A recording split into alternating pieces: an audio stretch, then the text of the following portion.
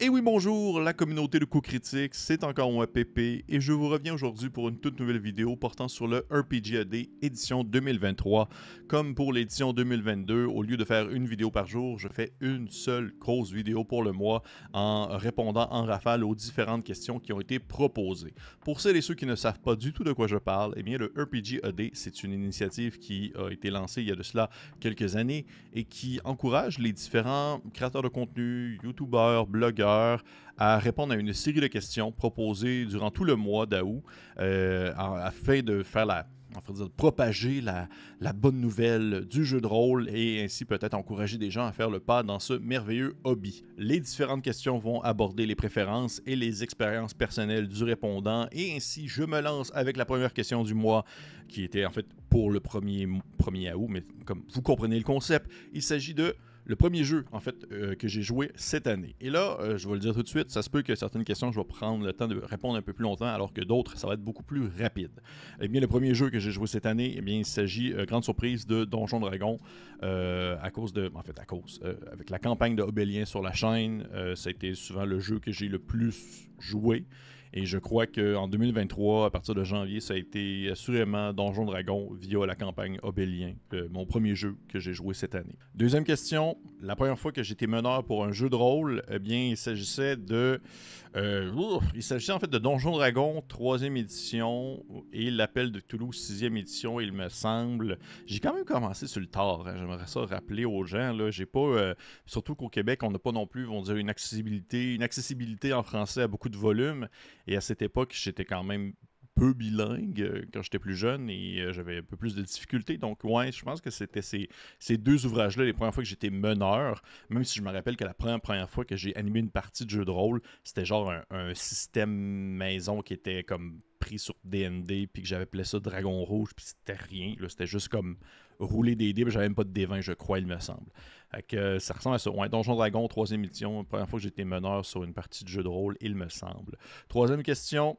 Premier jeu de rôle que j'ai acheté cette année, donc pour l'année 2023. Je pense que le premier livre que j'ai acheté, il s'agit de Le règne de la terreur pour l'Appel de Cthulhu, la 7e édition, qui est un volume, une campagne qui se déroule durant la Révolution française pour l'Appel de Cthulhu, durant le règne de la terreur, en fait, durant l'époque de la terreur, et qui est une très bonne campagne. Pour vrai, j'ai bien apprécié ma lecture, vraiment très, très, très cool ouvrage.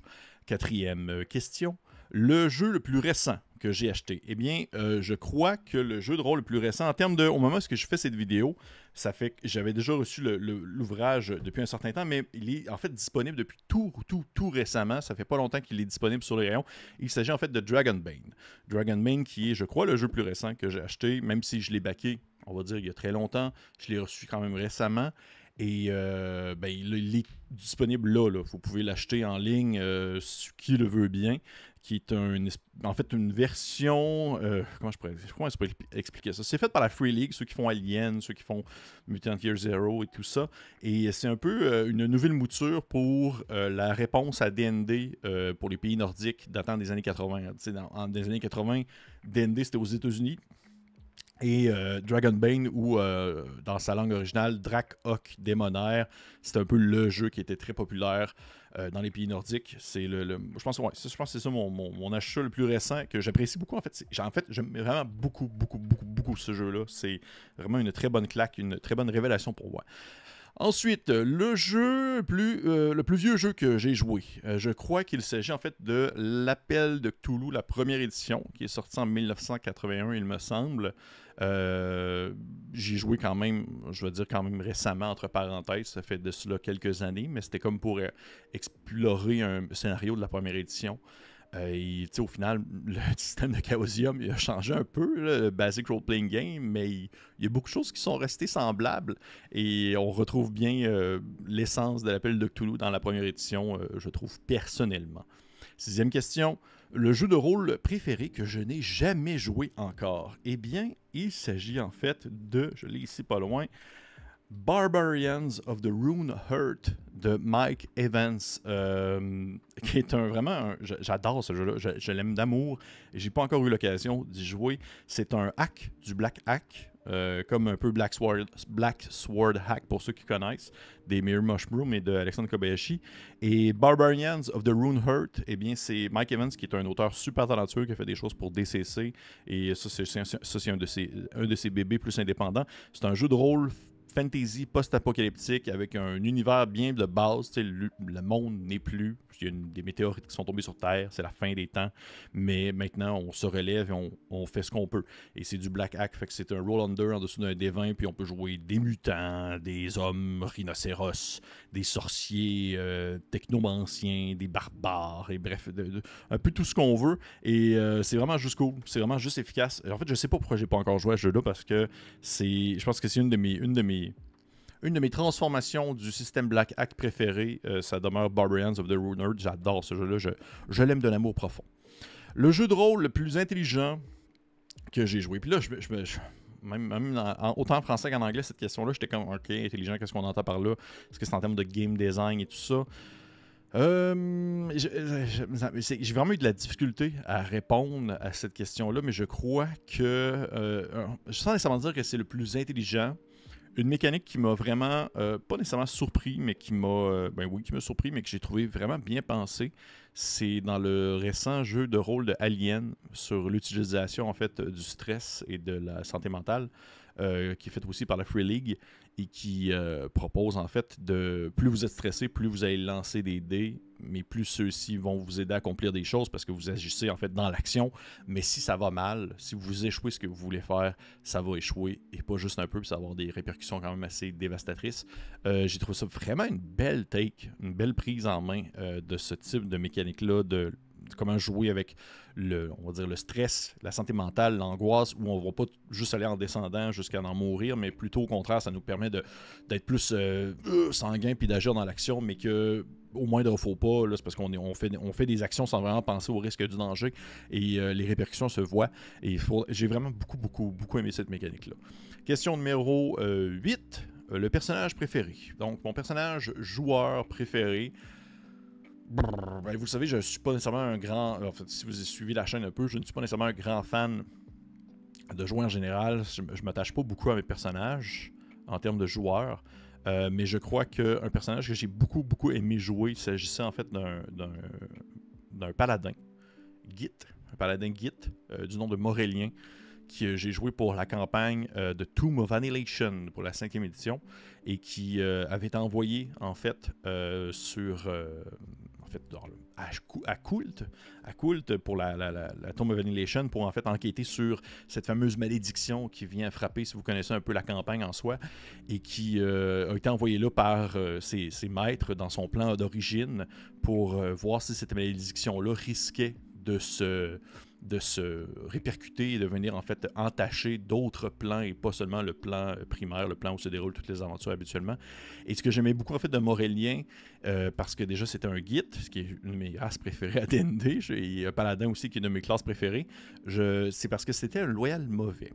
Et c'est un peu un alignement que j'aime énormément jouer à Donjon Dragon parce que je trouve que l'alignement loyal mauvais est un peu se plier les chines à un code de conduite tout en sachant qu'on est d'intention mauvaise.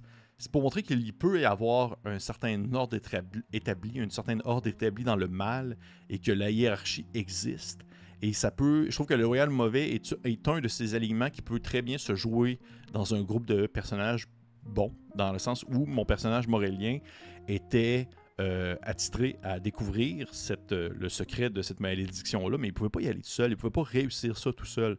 Donc, il devait se mettre en équipe avec des gens qui, oui, n'avaient pas nécessairement les mêmes opinions, ni les mêmes objectifs que lui, mais pour le bien de la cause et pour, en fait, l'importance que ça a au quotidien de devoir accomplir ça pour ses maîtres, il fallait qu'il le fasse et ainsi il s'alliait avec des gens qui ne partageaient pas ses valeurs morales, mais il le faisait quand même si au fond de lui c'était quand même quelqu'un de foncièrement mal intentionné qui n'avait aucun scrupule, une morale en fait, en fait, une morale qui suivait son code de conduite, mais qui ne l'empêchait pas de tuer, qui veut bien passer son chemin, veut dire passer sa route et qui n'a pas vraiment d'affaires là.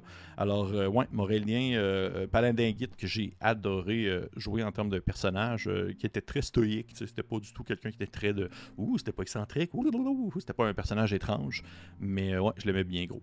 Question numéro 9, je me trompe pas. Ouais, c'est bien ça, je suis rendu là. Le dé préféré. Wow. Je pense que mon dé préféré demeure le bon vieux D6 que j'aime beaucoup, le classique D6, parce que je sais pas, je pense que tout le monde a ça chez eux, tout le monde a un peu le D6 dans son vieux jeu de Monopoly sale qui traîne quelque part dans son garde-robe, et j'ai l'impression que à partir du moment où tu connais un jeu qui a un système D6 simple, si tu le connais un peu du bout des doigts ou si tu as le livre avec toi et que tu t'en vas chez des gens qui n'ont jamais joué à des jeux de rôle puis que personne n'a vraiment de dés sur lui, mais au moins c'est sûr qu'il y a des D6 quelque part cachés dans cette maison qui peut être utilisé, on va dire, pour le jeu en soi. Fait que ouais, D6. J'aime beaucoup le D6. Puis je sais pas, les D6 que j'ai chez moi, c'est comme mes dés les plus cool. Comme lui, on voit pas dessus, mais il y a comme l'espèce de petit symbole, un petit symbole de Cthulhu, du mythe de Cthulhu dessus que j'apprécie bien. Fait que ouais, classique D6. Numéro 10, fiction que j'ai préférée dans le jeu de rôle. Fait que là, c'est aussi cette question-là, c'était un peu, je savais pas trop comment la prendre. Est-ce que c'était le monde fictionnel que je préfère dans le jeu de rôle? Est-ce que c'est comme l'univers de fiction que j'ai préféré, ou c'est comme un univers qui existait déjà dans une fiction et qui a été adapté dans le jeu de rôle? Fait que là, on dirait que c'est deux réponses qui vont être différentes. C'est Alien. Pour vrai, Alien, c'est mon film d'horreur préféré. C'est un de mes films préférés, sinon mon film préféré, qui était intemporel, qui vieillit tellement bien, qui, encore une fois, aujourd'hui, a cette touche, cette espèce de rétro science-fiction que j'apprécie énormément, cette horreur bien tangible, des thèmes très forts, des personnages très intéressants et qui a été transposé de manière incroyable en jeu de rôle par la Free League. Fait que ouais, ça serait ça.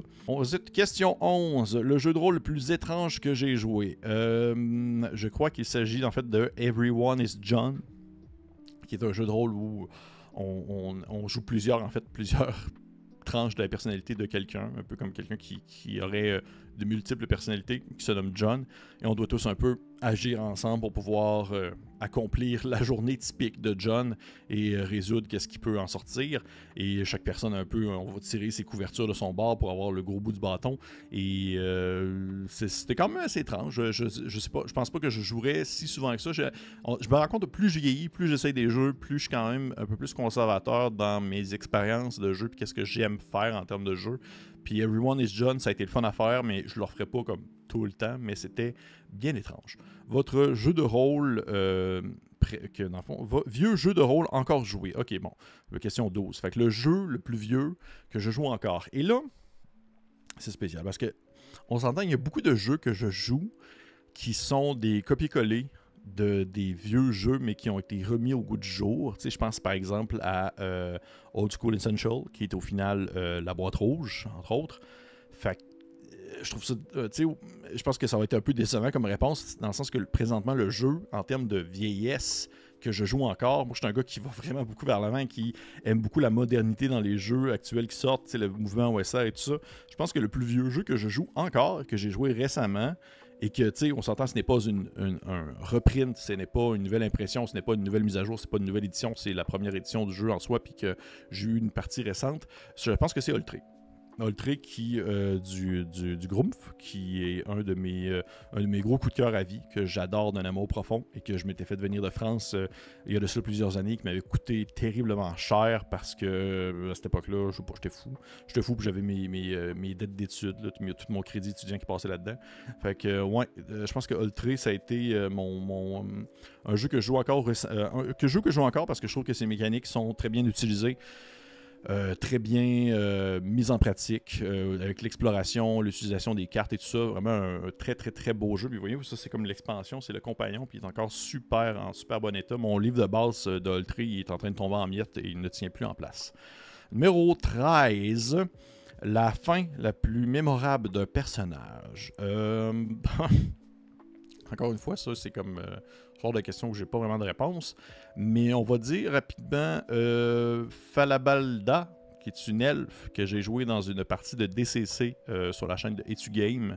Un elfe de niveau 0 qui est tout simplement décédé en tombant d'une échelle parce que c'était un niveau 0 et il fallait rapidement, je me rappelle plus s'il fallait monter ou descendre l'échelle.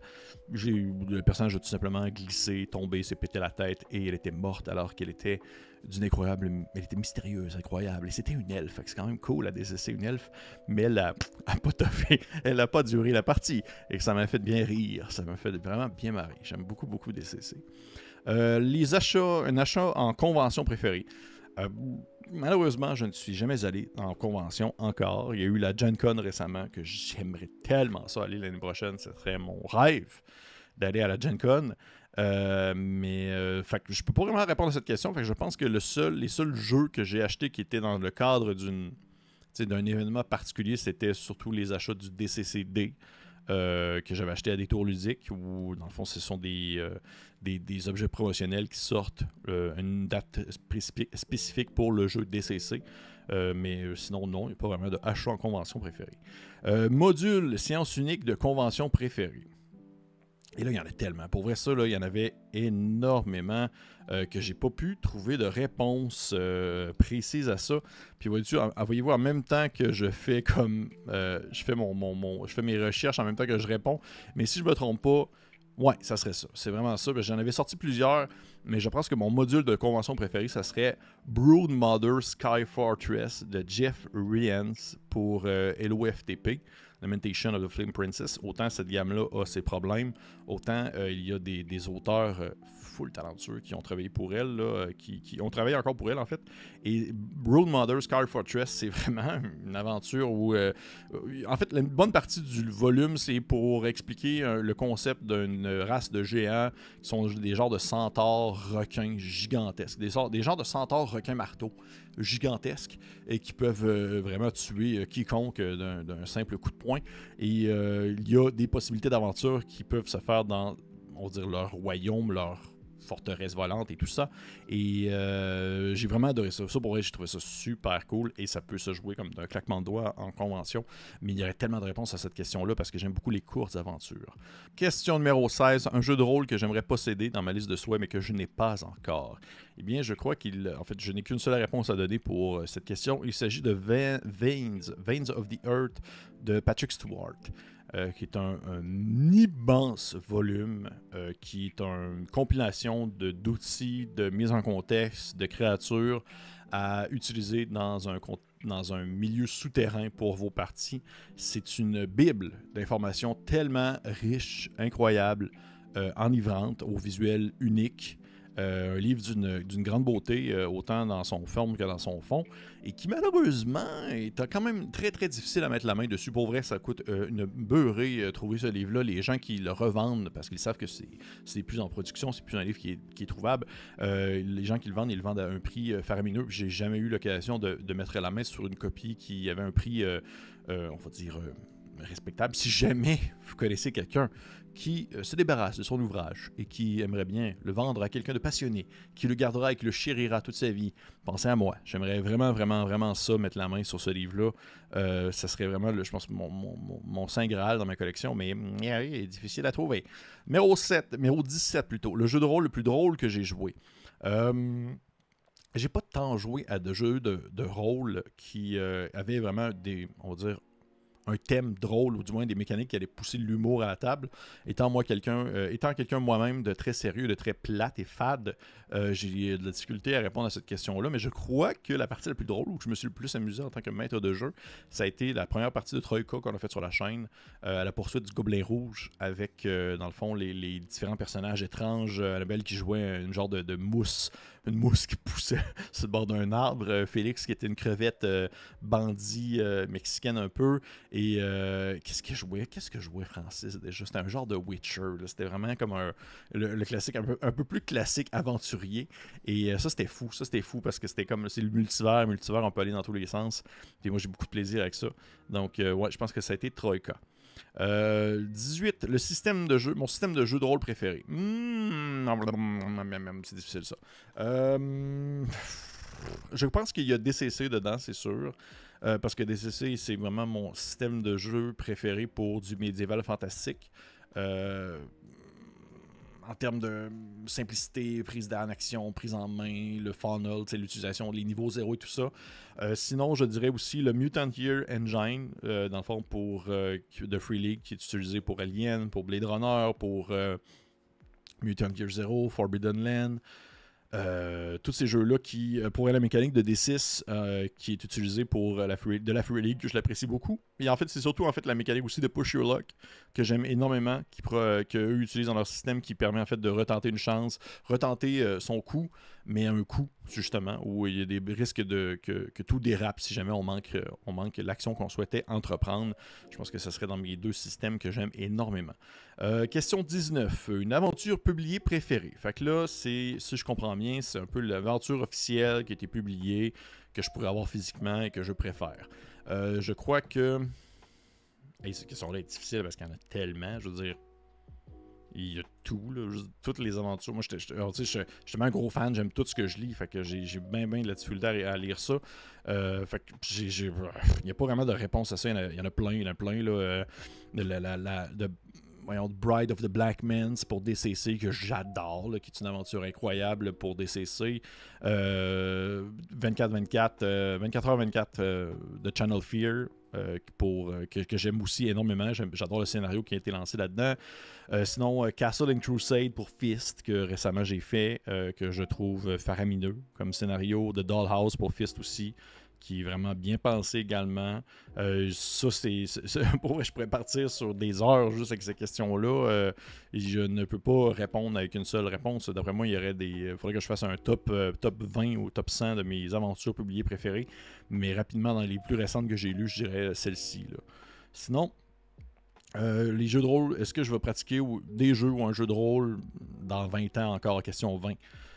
Oui, assurément, je me vois jouer des jeux de rôle, en fait. Je me vois jouer à des jeux de rôle jusqu'à ce que je sois un vieux pépère assis dans ma chaise berçante, connecté après un espèce de long tube pendant que les robots vont nous dominer. Je me vois jouer à des jeux de rôle encore dans 40, 50, 60 ans. Lequel, par contre, je sais pas, DCC assurément. Je pense que DCC va faire partie de ces jeux qui va évoluer en termes de produits. Il va tout le temps avoir du stock qui va sortir. Et même si il n'y a plus de stock qui va sortir parce que justement ça va être la fin du monde, j'ai l'impression qu'il ne va pas avoir un DCC V2, une nouvelle édition de DCC qui va sortir avec une nouvelle mécanique. Ça va demeurer le même jeu. Fait qu'en termes de jeu qui reste intangible et qui ne changera pas avec les années, DCC, selon moi, fait partie du lot que je vais jouer encore dans 20 ans. 21, le jeu de rôle sous licence préféré. Fait que ça aussi, c'est comme une licence. Mon jeu de rôle préféré sous licence, ça veut dire quoi? Ça veut dire un jeu de rôle qui possède une licence. La majorité des jeux de rôle que je joue ont une licence. La question étant plutôt, est-ce qu'elles sont ouvertes, fermées? Est-ce qu'elles sont partagées? Est-ce que c'est une licence commune? Est-ce que c'est une licence, une common license? Est-ce que c'est une licence qui permet à n'importe qui de le prendre en main?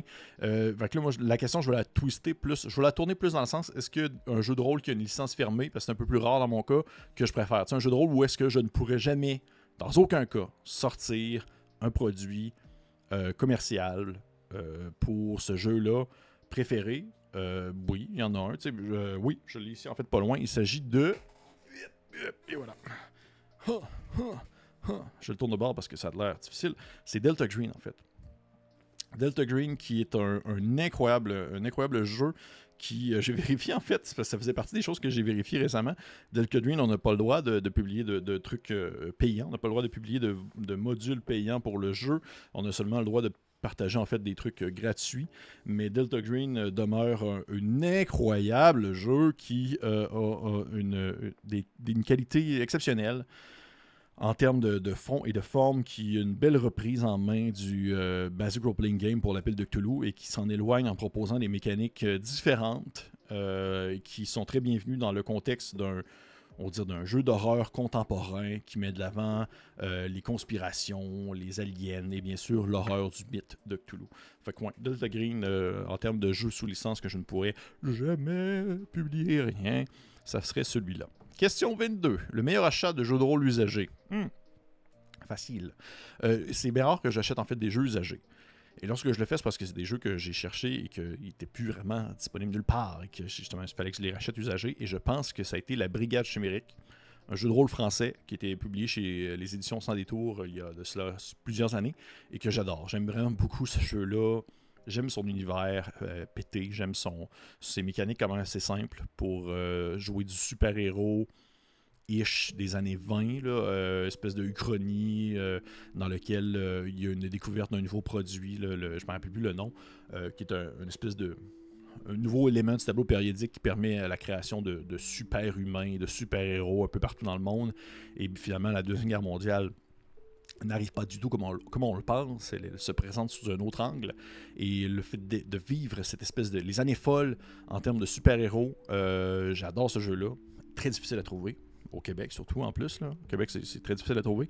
Et il y avait quelqu'un qui le vendait. Je l'ai acheté au complet, le kit en entier. Tous les volumes. Très content d'avoir. Puis les fois que j'ai joué, j'ai adoré ça. 23. Le jeu de rôle au look le plus cool.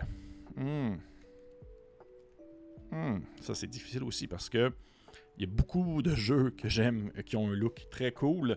J'en ai-tu un pas loin? C'est de moi ici.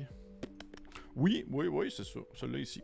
Ça fait partie des jeux que je trouve qui ont un visuel qui détonne énormément. Et il s'agit de Trophy Gold, que j'ai parlé sur la chaîne, qui est un jeu de rôle assez pessimiste, ça demeure, dans lequel on explore Trophy Gold et Trophy Dark, en fait. C'est Trophy Gold que j'ai dans mes mains, qui sont en fait deux jeux de rôle, mais avec une petite différence, mais qui demeure tout de même un peu la même mécanique, où c'est très simple, ça utilise seulement des D6, encore une fois, mon dé préféré, et le but c'est d'explorer une forêt maudite et de potentiellement ou assurément mourir dans d'horribles souffrances en se trahissant les uns et les autres.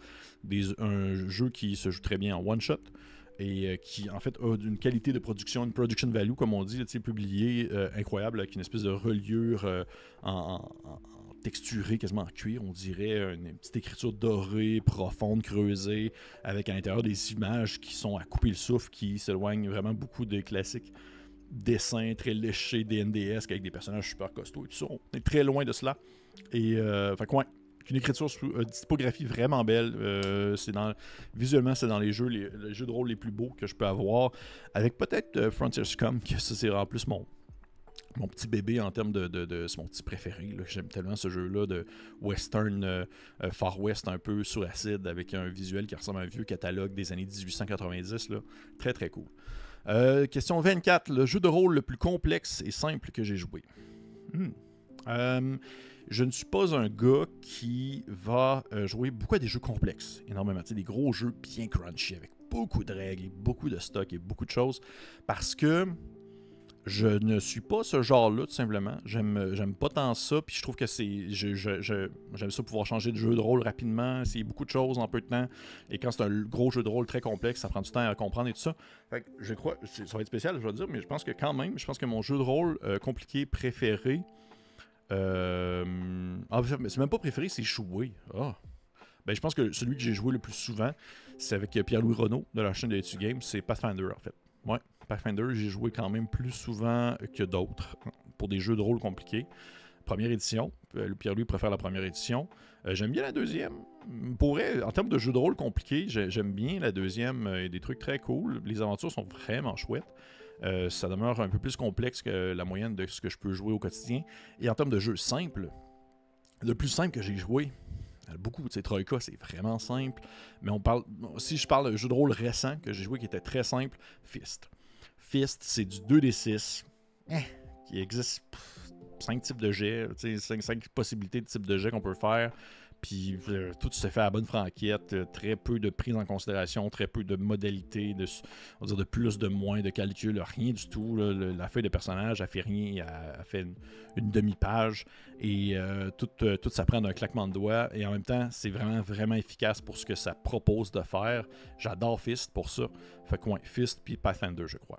25, un jeu de rôle que je possède et que je n'ai pas joué encore. Oui, il y en a un, en fait, un jeu de rôle très récent, en fait, que j'ai acheté et que je n'ai pas encore joué. Il s'agit de... J'ai ici. Gauze. Gauze de de Monsieur J.V. West, qui est un illustrateur de talent, qui fait beaucoup dans le zine, beaucoup dans les Black Pudding, entre autres. C'est comme des petits zines OSR qu'il a fait. Et dans Gauze, c'est une espèce de jeu post-apo qui a tout est fait à la main. C'est vraiment entièrement illustré de A à Z à la main. Même la typographie, en fait, même l'écriture dans le livre, c'est à la main. Ce n'est pas, dans le fond, écrit comme à la machine ou transposé. Il n'y a pas de typographie, on va dire, faite de manière virtuelle ou numérique, je ne sais pas comment dire ça. Tout a été fait A à Z à la main, puis ça donne vraiment un visuel comme complètement c'est défroqué, là, ça va dans tous les sens. C'est super cool. Le système est vraiment chouette. C'est un genre de post-apo, un peu quasiment à la limite entre Mad Max et les mopettes. Puis là-dedans, vous jouez des gooses, qui sont des espèces de petits monstres qui sont nés depuis la fin du monde et qui évoluent, eux, dans leur univers de Goose World et qui tentent de survivre au quotidien au travers de ce gigantesque monde détruit avec Goozer City, les Ghost Dunes, la cité silencieuse, les montagnes du soleil. C'est vraiment chouette. Système des vins, vraiment très cool, très, très simple aussi. La création de personnages se fait en suivant en fait différents on va dire chemins. Il y a des trucs qui sont obligatoires, des trucs qui sont proposés, des trucs qui sont seulement, on va dire, si vous souhaitez avoir un niveau de difficulté plus élevé. Et non, vraiment très chouette. Ouais, Goose Gores. Avec vous jouez des gooses. En fait, je suis posé faire une game sur la chaîne éventuellement avec Annabelle puis Travis Savoie de RPG Music Maker parce qu'on fait beaucoup des blagues là-dessus. C'est un peu comme genre des schtroumpfs, un peu comme des schtroumpfs, on va dire ça goose-tu. Ouais, les gangs, on va gooser à soir, des choses comme ça. Fait que ouais, Gores, ça fait partie des jeux que je n'ai pas encore joué, que j'aimerais bien. Question 26. Combien de feuilles de personnage... Ma feuille de personnage préférée, plutôt. Je vais dire Mothership, comme ça, sur le fly, parce que c'est comme un espèce de anagramme qu'on suit. Là. C'est seulement des étapes qui se suivent, en fait, en suivant un espèce de petit pointillé. Je trouve que c'est super bien pensé, même si le jeu possède plusieurs défauts qui me titillent un peu. Il n'en demeure pas moins que j'aime vraiment beaucoup Mothership, et je trouve que la feuille de personnage, la manière qu'elle est construite, la manière qu'elle est visualisée, c'est très chouette. En termes de, on va dire, de poursuivre certaine manière de faire, et aussi, surtout, en fait, l'arborescence des compétences dans Mothership, ça, je trouve ça, c'est du bonbon. J'aime tellement ça, une arborescence de compétences dans même, là, avec les bonus qui sont appropriés au moment selon où vous êtes rendu où dans l'arborescence. Je trouve que c'est visuellement très cool, c'est très bien pensé. Et autant j'adore cette feuille-là, autant j'aime les feuilles de Fist, justement, qui sont comme le truc le plus simple au monde. Ensuite, question numéro 27, le jeu de rôle que j'aimerais avoir une nouvelle édition. Je ne suis pas tant un gars de nouvelle édition non plus, sauf si c'est justement une nouvelle édition qui pourrait peut-être faire découvrir le jeu à des nouvelles personnes. Ça serait Ultra. Ultra, ça s'est parlé beaucoup, ça se jase, j'ai entendu parler en ligne, mais tu sais, je ne suis pas nécessairement le plus près des différents cercles sociaux français, rôlistes ainsi. Je ne sais pas si le groupe va éventuellement faire une nouvelle édition. Il y a eu le jeu de société qui était très cool, visuellement écœurant. Je pense que Ultra mériterait une nouvelle édition qui gagnerait en popularité, je suis persuadé. Surtout alors que Ultra a quelque chose de très OSR, je trouve. Et aujourd'hui, je suis sûr que ça viendrait chercher un nouveau public, surtout avec une accessibilité en PDF numérique un peu plus facile pour le Québec, entre autres. Ça pourrait être vraiment, vraiment très chouette d'avoir une nouvelle édition. 28. Jeu de rôle le plus effrayant que j'ai joué. Je pense que ça serait Liminal Horror, pas en termes de scénario, mais en termes de mécanique, dans le sens que c'est maintenant, on va dire, une mécanique que j'utilise le plus souvent pour des jeux de rôle d'horreur. Et souvent, peu importe le scénario, je vais adapter ça à Horreur Liminal parce que c'est très simple. Puis pour moi, l'horreur, c'est un scénario d'horreur, pas nécessairement enquête justement à la Delta Green, vraiment juste de l'horreur pure qui dure le temps d'un seul épisode ou d'une seule séance. Horreur Liminal fait très bien la job et tous mes scénarios passent maintenant par ça en grande partie. Question 29, la rencontre la plus mémorable. Eh bien, j'ai pris ça un peu d'un angle rencontre, random encounter, vraiment comme une rencontre inattendue ou absolument pas planifiée dans le contexte d'une partie. Et ça va être en fait une séance complète. Ça va être le MACU, avec la séance improvisée un peu sur le fly, que j'ai eu, MACU, qui est une campagne que j'ai animée pour la chaîne de Etugame, il y a de cela quelques temps déjà, qui est une campagne de la 5e édition, qui s'est déroulée à l'intérieur d'un grand musée dans le multivers, un peu à la Planescape. Et dans la partie, en fait, il y a un des personnages, le personnage de Benjamin Desiel, qui est une bizarre de créature qu'on peut difficilement décrire, a pris la fuite alors qu'on se dirigeait vers son procès pour un crime qu'il a commis, puis on en était là. On était là, c'est ça la partie. Et finalement, Ben a décidé de fuir, de prendre, on va dire, la poudre d'escampette, et avec des idées vraiment très bien pensées que je n'avais pas du tout vu venir. Et ça m'a vraiment surpris. J'ai dû improviser sur le fly une séance complète avec lui, puis d'autres joueurs qui l'ont suivi. Et ça s'est pas du tout allé dans le sens que je voulais. Et pourtant, ça a été vraiment mémorable. Ça a été beaucoup plus pesant et horrifique qu'on pouvait le penser. On dirait que c'est comme un peu la tangente que je prends par défaut, c'est un peu ma tangente, c'est l'horreur. Et ça a été vraiment une super partie que j'ai énormément appréciée. Vraiment mémorable. Je pense que ce serait celle-là. Question numéro 30, le jeu de rôle le plus obscur que j'ai joué. Et là, encore une fois, je trouve ça difficile à répondre parce que pour ceux qui suivent la chaîne un peu, vous devez le savoir. J'aime beaucoup les jeux nichés qui sont comme vendus en 200 exemplaires sur le coin d'une rue à Marrakech. J'aime beaucoup les trucs qui sont à petite échelle, qui ont été publiés par une seule personne, dessinés à la main quasiment.